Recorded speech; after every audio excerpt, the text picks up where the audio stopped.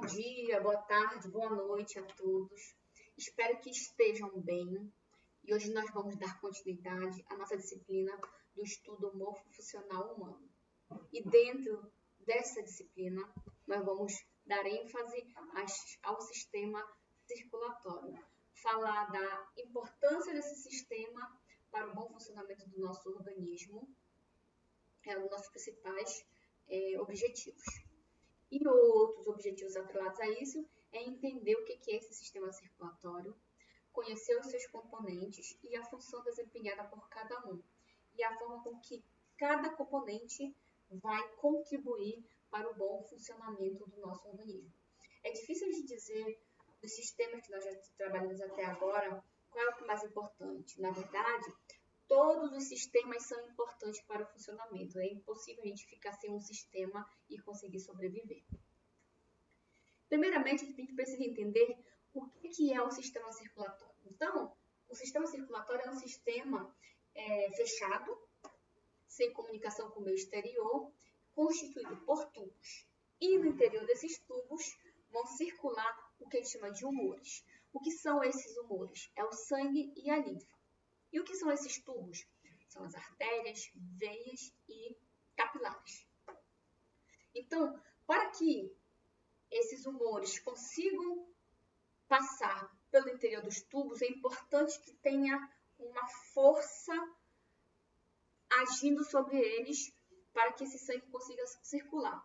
E quem dá essa força, quem proporciona essa circulação, ele é o coração. Porque o coração ele vai agir como essa bomba contrátil propulsora que vai fazer com que o sangue consiga circular. Certo? Então, é importante saber quais são os componentes do sistema circulatório. Então, nós temos como componente do sistema circulatório o sangue, o coração e os vasos sanguíneos. E a gente vai falar um pouquinho de cada componente desse e bem como a sua constituição, bem como a sua contribuição para o bom funcionamento do nosso sistema cardíaco. Então, primeiramente, nós vamos falar do sangue. Certo? O que é o sangue? Qual é a função dele? Quais as características do sangue e quais os seus componentes? Vale ressaltar que o ramo da ciência que estuda o sangue, os tecidos formadores do sangue, bem como os distúrbios associados ao sangue é a hematologia, certo? Então, nós temos uma ciência, né, que estuda especificamente o sangue e suas alterações. Então, primeiramente, vamos entender o primeiro componente do sistema cardiovascular, que é o sangue. Gente, sistema cardiovascular, sistema circulatório, são palavras sinônimas, certo? Então, vamos falar primeiramente do sangue. Ele é um tecido conjuntivo especializado, ele é um tecido líquido, que tem origem ali nas primeiras semanas do desenvolvimento humano, lá mais ou menos quarta, quinta semana de desenvolvimento humano. Vale ressaltar que o sistema, o sangue, o sistema circulatório, todos os componentes ali envolvidos, eles são um dos primeiros sistemas a se formarem no embrião, se não o primeiro. Tanto que quando a gente vai fazer uma ultrassom no primeiro mês, a gente já consegue ouvir os batimentos cardíacos. O sangue circula em um sistema fechado de canais, né, coração, artérias, capilares e veias. E a hematopoese é o processo pelo qual vai haver a regulação e produção contínua das células do sangue. Então, as células do sangue elas são produzidas continuamente, né? Então, por toda a sua vida você produz células sanguíneas, você não produz lá no início e lá vive a quantidade de anos que você vive, então é um processo de formação contínua. E a hematopoese é esse processo. Quais são as funções do sangue? O sangue, ele é claro, tem N funções. Né? Então, ele vai transportar, ele vai estar regulando as funções do nosso organismo e vai estar também relacionado com a proteção. A professora vai transportar o quê? O sangue vai transportar, por exemplo, oxigênio, nutrientes para todas as células do corpo. E vai também transportar de volta o dióxido de carbono e as excreções metabólicas. Além, é claro, desse transporte gasoso, O sangue vai estar relacionado com o transporte de hormônios. Lembra que eu falei no sistema endócrino que tem hormônios que precisa ganhar circulação sanguínea para poder agir? Então, o sangue vai transportar esses hormônios que são produzidos pelas glândulas endócrinas, levando-os para o seu local de atuação. O sangue também vai estar relacionado com a regulação da temperatura corpórea, vai estar relacionado com a manutenção do equilíbrio hídrico, ou seja, com a quantidade de água, e osmótico, quantidade de água dentro e fora das células. Vai estar auxiliando a manutenção do equilíbrio ácido-básico dos fluidos corporais, ou seja, vai estar adequando o pH para que nosso organismo consiga funcionar de maneira correta. E também o sangue está relacionado com a função de proteção contra agentes infecciosos, promovendo a defesa imunológica. Uma vez que os componentes do sangue, as células do sangue, não todas, mas algumas, estão relacionadas com as defesas, estão localizadas lá no sistema imune. E quais são as principais características do sangue? Bom, o sangue ele é um tecido, ele é um líquido um pouco mais denso que a água, um pouco mais viscoso que a água, que possui a temperatura média de 38 graus Celsius, tem o pH levemente alcalino e a sua cor ela depende da quantidade de oxigênio. Então, a gente observa aquele sangue mais vermelho, aquele vermelho claro, é um sangue que apresenta uma saturação ótima de oxigênio. Quando a gente observa aquele sangue um pouco mais escuro, que é o que a gente consegue observar nas nossas veias, por exemplo, ele já é um sangue pobre em oxigênio. Então, ele é um sangue que a gente chama de insaturado de oxigênio, por isso que ele é escuro. Então, vermelho bem claro, então quer dizer que aquele sangue está rico em oxigênio. E aquele vermelho escuro, aquela coisa meio vinho, cor de vinho, assim, quer dizer que o sangue ele está pobre em oxigênio. Então, a gente observa esse vermelho escuro nas artérias, né? Então, aquele sangue que vem altamente oxigenado para ser distribuído pelo nosso organismo. E as veias estão trazendo já esse sangue pobre em oxigênio. Quais são as principais características do sangue? O sangue, ele corresponde aqui, ó, a 8% da nossa massa corporal. O volume, ele varia, é claro, se homem ou mulher. Homem, eles têm, em média, 5 a 6 litros de sangue, enquanto que as mulheres, de 4 a 5 litros de sangue. É claro que isso vai variar também, conforme o seu volume corporal, a sua idade e o seu índice de massa corpórea. O volume sanguíneo e a pressão osmótica, elas são influenciados pela aldosterona e pelo hormônio antidiurético. Então, esses são hormônios que vão agir no controle do volume sanguíneo e no controle da pressão osmótica. Quais são os componentes do sangue? O sangue, ele apresenta um componente líquido, uma parte líquida, e ele apresenta um componente sólido, partes sólidas. Essa parte líquida é o plasma sanguíneo, enquanto que a parte sólida do sangue são as células e outros elementos figurados. Então, o plasma sanguíneo, ele é a parte líquida, ele é a matriz extracelular aquosa, e ali estão dissolvidas algumas substâncias, certo? Íons, enfim. E a parte sólida do sangue são as células, as hemácias, os leucócitos e as plaquetas, e outros fragmentos celulares. Então, as hemácias são células que vão dar cor ao nosso sangue, vermelhinho, né? Os leucócitos são aquelas células de defesa do nosso organismo, que vão estar influenciando na função do sangue como defesa, e as plaquetas são fragmentos que estão relacionados com a coagulação sanguínea, ou seja, sem plaqueta não há coagulação sanguínea, ou seja, se você tiver um corte, você vai ficar sangrando sempre, se você não tiver plaqueta. Mas se as plaquetas estiverem no nível ótimo, você vai conseguir estancar esse sangramento. Eu trago aqui para vocês. O sangue corresponde a 8% do total do nosso corpo, então 8% é sangue. Esse sangue tem uma parte líquida, e uma parte sólida.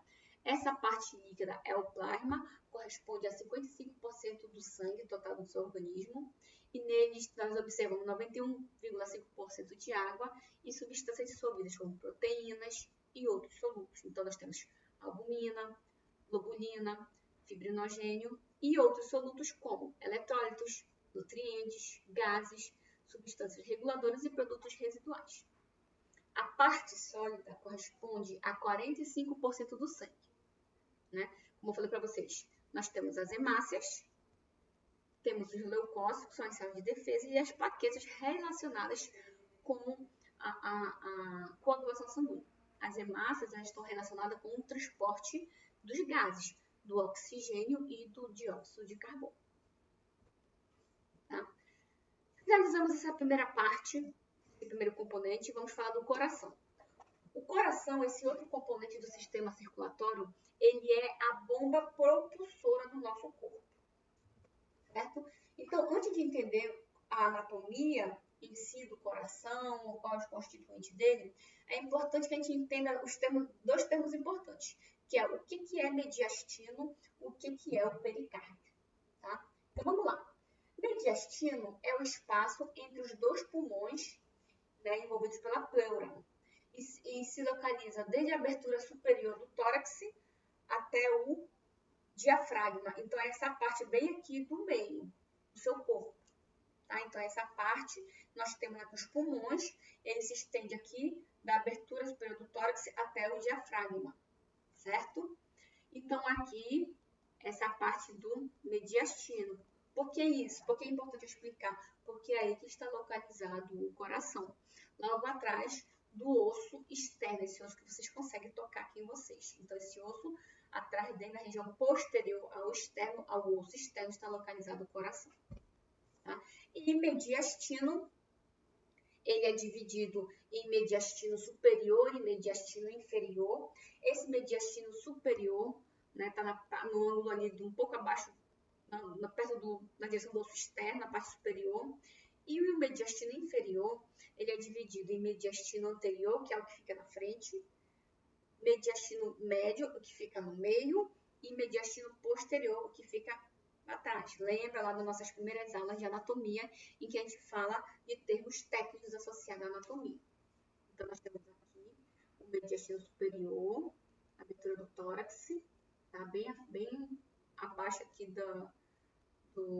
do osso externo, e aqui abaixo, no osso externo de ensino geral, mediastino inferior, com o anterior, o médio e o posterior. E aqui o diafragma, que é um músculo que vai auxiliar a respiração também. E o pericárdio, outro termo que é importante que vocês saibam, é o tecido que envolve o coração. Isso é importante para a proteção do coração, né? Ele separa o coração dos demais órgãos, eles limitam a sua expansão durante o processo de diástole, né? De aumento. Então, o pericárdio, como o coração é um músculo, se não tivesse esse tecido, o músculo ia se desenvolver, ia haver hipertrofia. Então, naturalmente, o coração ia ficando grande. Então, esse pericárdio é um tecido que envolve o coração que vai delimitar o seu crescimento, a sua expansão. Então, aqui uma imagem, né, do coração com o pericárdio, com esse tecido, e aqui sem o pericárdio, que é o tecido fibroso que envolve o coração. Certo? Então, nós temos aqui, esse pericárdio, ele é dividido numa região que é chamada de pericárdio fibroso e pericárdio seroso. O pericárdio fibroso é a parte mais externa. Então, aqui o coração, corte do coração, né, mostrando o tecido que está envolvendo esse coração. Então, aqui um zoom, mostrando aqui o pericárdio fibroso, é aquela parte branca que a gente consegue visualizar bastante, e o pericárdio seroso, que é esse bem aqui. E a gente consegue observar que esse pericárdio seroso é aquele que está mais internamente. Então, esse pericárdio seroso, ele apresenta uma lâmina que a gente chama de lâmina parietal, bem aqui logo abaixo do pericárdio fibroso, e uma lâmina visceral, que é a que tem contato direto com o coração, por isso que é visceral. E entre pericárdio visceral e pericárdio parietal, nós temos o que a gente chama de cavidade pericárdica. E essa cavidade pericárdica, ela é constituída por um líquido, certo? E justamente esse líquido, ele permite o deslizamento, né, das lâminas nas mudanças do volume do coração. Então, ele evita que o pericárdio visceral toque o pericárdio parietal, senão o indivíduo ia sentir dor, certo?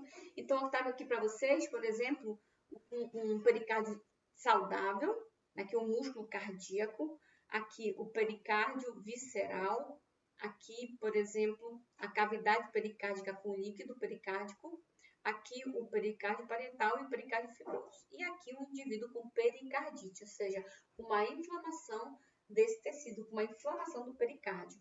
Quando o indivíduo apresenta uma inflamação, ocorre um desequilíbrio entre a secreção e a absorção desse líquido pericárdico, aumentando, né, nessa região. Então, aqui, ó, pericardite causada por um excesso do líquido da cavidade pericárdia devido à inflamação. Essa inflamação ela pode ser por bactéria, ela pode ser por vírus, certo? Então, vários fatores podem causar essa pericardite, essa inflamação desses tecidos.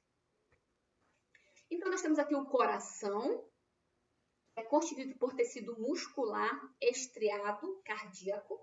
O coração apresenta uma camada externa, uma camada mediana e uma camada mais interna. Essa camada externa é o pericárdio, que é bem aqui, ó, pericárdio, certo? Lembrando que ainda acima do pericárdio tem as películas que eu falei para vocês anteriormente. O pericárdio, aqui, ó. Mediano nós temos o miocárdio, camada mediana, e a camada interna é o endocárdio, é o endotélio, que a gente chama. O coração, ele fica situado na cavidade torácica, atrás do osso externo, como eu falei para vocês, acima do diafragma, que é aquele músculo que envolve ali o pulmão, sobre o qual ele repousa. Então, ele encontra-se à esquerda do plano mediano, voltado, não que ele esteja no lado esquerdo do peito, como o coração, lá como a canção do Milton Nascimento, né? Então, ele está localizado na cavidade torácica, na região central mediana, com uma parte no plano esquerdo do peito, certo? O coração, ele apresenta 4 câmaras, tá? As superiores é o átrio direito, átrio esquerdo, inferiores o ventrículo direito e o ventrículo esquerdo. O coração apresenta 2 veias cavas que desembocam no átrio direito. Então, nós temos aqui a veia cava superior, veia cava inferior, né? E também nós temos o seio coronário que desemboca no átrio direito, que é a veia que drena a musculatura cardíaca, certo? Então, átrio direito, ventrículo direito. Átrio esquerdo, ventrículo esquerdo. 4 câmaras, certo? Vou falar um pouquinho de como elas se comunicam. Né? Então, entre os átrios e os ventrículos existem orifícios com dispositivos que vão orientar a corrente sanguínea, que são as válvulas. Então, entre o átrio direito e o ventrículo direito, tem-se aqui a válvula tricúspide, certo? Então, a válvula tricúspide, porque 1, 2, 3, né? Lado esquerdo, comunicando o átrio direito com o ventrículo esquerdo, tem-se a válvula mitral, ou também conhecida como válvula bicúspide, certo? E ali no centro do coração, nós vamos observar a válvula do tronco pulmonar e a válvula da aorta. Então, aqui, ó, a válvula aórtica e válvula pulmonar, certo? Então, nós observamos as válvulas e a forma como o átrio direito comunica com o ventrículo direito e o átrio esquerdo comunica com o ventrículo esquerdo. Aqui para vocês, a veia cava superior, veia cava inferior e bem aqui, ó, vai aqui pela região posterior do coração, indo aqui para frente, nós temos a artéria aorta. Dividindo o átrio direito e o ventrículo direito, nós temos o septo, certo? E esse septo ele possui um orifício, comunicando o átrio esquerdo com o ventrículo esquerdo, tem-se um septo e uma comunicação entre eles. Então, nós temos o septo átrio-ventricular, e nós temos também o septo interatrial entre os átrios e o septo entre os ventrículos, que é o septo interventricular. Então, nós temos o septo interatrial, certo? Que divide os átrios, que é o septo interventricular, que é esse bem aqui, ó, que está dividindo os ventrículos, e o septo átrio-ventricular, que é átrio-ventricular, que está separando o átrio do ventrículo. E nesses dois aqui a gente observa os orifícios, que são os ósseos, e neles estão inseridos as válvulas. Lembra? As válvulas ou válvulas. A tricúspide e a bicúspide ou mitral.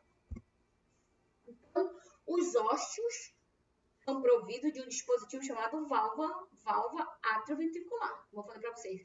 Lado direito, 3 válvulas, tricúspide. Lado esquerdo, né, válvula bicúspide ou mitral. Então, nessa figura nós temos aqui, anatomicamente, átrio direito, ventrículo direito. Átrio esquerdo, ventrículo esquerdo. Comunicando o átrio com o ventrículo, a válvula bicúspide ou mitral, comunicando o átrio esquerdo, o átrio direito com o ventrículo direito, nós temos a válvula tricúspide. Aqui a veia cava superior, veia cava inferior, a artéria aorta vem aqui, ela passa pela região posterior do coração, na parte de trás do coração, vindo aqui para frente, certo? Aqui nós temos a artéria pulmonar, certo? E a veia pulmonar. A irrigação do coração, ela é feita pela artéria coronária, que ela, lembra que eu falei para vocês que ela passa por trás e vem para frente? Aqui, ó, a artéria coronária. Então, nós temos a aorta, né? A aorta ascendente, né? A aorta descendente. Então, funciona como um loopzinho atrás do coração. E aqui a aorta, ela vai dar origem à artéria coronária direita e à artéria coronária esquerda. Então, aqui o coração, bem aqui pela parte de trás, a gente não está visualizando essa imagem, temos a aorta, vem dando um loopzinho aqui para frente, a aorta. E dela partem a artéria coronária direita e a artéria coronária esquerda, certo? É assim, através da aorta, que é feita a irrigação do coração. E a drenagem, como é que ele sai? A drenagem venosa do coração, ela é feita pelas veias que drenam, né, no seio coronário. Nós temos aqui a veia cardíaca magna. Então, aqui a veia cardíaca magna, numa visão posterior, como se você estivesse olhando por trás do coração. E aqui uma visão anterior, como se estivesse olhando pela frente do coração. Nós temos também a veia posterior do ventrículo esquerdo. Aqui, ó, a veia média do coração, a veia cardíaca parva e a veia oblíqua do átrio esquerdo. Então, essas são as veias que estão relacionadas com a drenagem, o sangue que sai ali do coração. O controle da nossa atividade cardíaca, ela é feita através do nervo vago. Então, nós temos os sistemas, o nervoso simpático e parasimpático atuando de forma involuntária, porque a gente não fala assim, bate coração, para o coração, não. Então, o controle de batimento cardíaco, ele é feito de maneira involuntária, né, por um sistema nervoso simpático e parasimpático. O sistema nervoso simpático, ele atua inibindo, e o parasimpático atua inibindo a atividade cardíaca e o simpático atua estimulando. Então, nós temos dois movimentos, o movimento de sístole e de diástole. O movimento de sístole, ele representa o processo de contração do coração. nas câmaras cardíacas. Então, é o período de contração das câmaras cardíacas e a diástole é o período de repouso. Então, contrai, faz repouso, contrai, repouso. E é assim que o coração consegue bombear sangue por todo o nosso corpo, certo? Por fim, o último componente do sistema circulatório que a gente vai observar hoje são os vasos sanguíneos. Então, nós temos basicamente as artérias, as veias e os capilares sanguíneos. As artérias, aqui nessa imagem do meio, ela constitui um dispositivo que vai levar sangue do coração a todo o nosso corpo. A artéria, no interior dela vai passar o sangue rico em oxigênio. As paredes da artéria são paredes um pouco mais espessas e dilatáveis, certo? Então, precisa fazer mais força. Aí, depois nós temos a veia. As veias levam ao coração o sangue vindo do corpo. E esse sangue está pobre em oxigênio e rico em dióxido de carbono. As paredes das veias, se comparadas às artérias, são um pouco mais finas, certo? E, por fim, nós temos os capilares, que são aquelas estruturas menores, né? E vão levar o sangue aos tecidos, lá por dentro dos tecidos, para fornecer oxigênio às células. Elas ligam artérias a veias. Então, independente se é veia, se é artéria capilar, eles possuem 3 camadas, né? Uma camada mais externa, uma camada mediana e uma camada mais íntima, mais interna, que está em contato com o sangue. Certo? E a função desses componentes é transportar os gases, oxigênio, dióxido de carbono, transportar os nutrientes, restos metabólicos, hormônios, substâncias sinalizadoras, né? E também os transportes terciários de defesa, que são os constituintes do sangue, os leucócitos, por exemplo. Aqui uma imagem mostrando os capilares sanguíneos, o tamanho, a ideia de como seria aqui as artérias, um pouco mais espessas, transportando o sangue rico em oxigênio, e aqui as veias um pouco menos calibrosas e vão transportar basicamente o sangue que já está pobre em oxigênio rico em dióxido de carbono, e aqui os capilares que levam o sangue até os tecidos, até as células, né, de maneira que todo o organismo possa receber o sangue e drenar esse sangue. Aí vocês podem se perguntar como é feito aquele barulho do nosso coração, aquele tum-tum, né, que a gente chama de bulhas. Então, as válvulas cardíacas elas se abrem silenciosamente. Mas quando se fecham, vibrações são transmitidas através do tórax e são ouvidas como bulhas cardíacas, seja pela ausculta direta, com o ouvido aplicado ao tórax, ou pela ausculta indireta pelo uso do estetoscópio. Então, a gente consegue observar se você está com um batimento cardíaco acelerado ou um batimento cardíaco lento. Batimento cardíaco acelerado, taquicardia. Batimento cardíaco lento, bradicardia. Certo? E para nós finalizarmos a nossa aula de sistema circulatório, eu vou pedir que vocês me mandem um vídeo falando um pouquinho para a gente sobre a pequena circulação, a circulação pulmonar, e a grande circulação, que é a circulação sistêmica. De que forma o sangue ele é conduzido pelo nosso organismo, certo? De que forma é conduzido o sangue, como é que ele roda ali dentro do átrio direito, ventrículo direito, o átrio esquerdo, ventrículo esquerdo. Então, vocês vão focar na pequena e na grande circulação que ocorre ali no sistema cardiovascular e vai gravar um vídeo e enviar para mim, certo?